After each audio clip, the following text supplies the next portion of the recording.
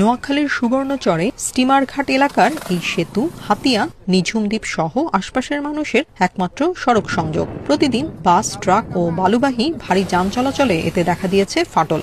একসময় ট্রলার ও স্টিমারে মেঘনা পারাপার হলেও চর জেগে ওঠায় সড়ক পথই এখন হাতিয়াবাসীর একমাত্র ভরসা। সম্প্রতি চেয়ারম্যান ঘাট থেকে হাতিয়ায় ফেরি চালুর পর বেড়েছে যানবাহনের চাপ। বৃষ্টি দিয়ে 5 টনের বেশি যান চলাচল নিষিদ্ধ হলেও রাতে চলে 20 থেকে 25 টন ওজনের ট্রাক। এতে যে কোনো সময় বড় দুর্ঘটনার আশঙ্কা স্থানীয়দের।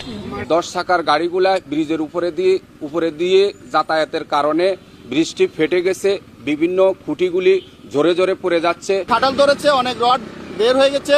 এই বৃষ্টি যদি ভেঙে যায়, হাতিয়ার 8 লক্ষ মানুষের যাতায়াত বন্ধ হয়ে যাবে। একটা বাস ঢুকলে বাইক ক্রসিং হয় না। ফেরি চলাচল হইতেছে, ফেরির কারণে এখানে অনেক গাড়ি বাড়ছে, 2টা গাড়ি একসাথে ক্রস করতে পারতেছে না। নতুন সেতু না হওয়ায় এটি সংস্কারের উদ্যোগ নেওয়া হয়েছে বলে জানিয়েছে উপজেলা প্রশাসন। ব্রিজটি সংস্কারের উদ্যোগ নেওয়া হয়েছে। রেট্রোফিটিংস এর মাধ্যমে এই ব্রিজটিকে সংস্কার করে দেওয়া হলে পরবর্তীতে ঝুঁকিমুক্তভাবে যান চলাচল করতে পারবে। নতুন প্রকল্প হাতে নেওয়া হয়েছে, হয়তো খুব শিগগিরই সেটি প্রকল্প অনুমোদন হয়ে গেলে আপনারা সেটির বাস্তবায়ন দেখতে পাবেন। নতুন ব্রিজ হলে সদরের সাথে হাতিয়ার যোগাযোগ ব্যবস্থা উন্নত হবে বলে জানিয়েছে সড়ক ও জনপথ বিভাগ।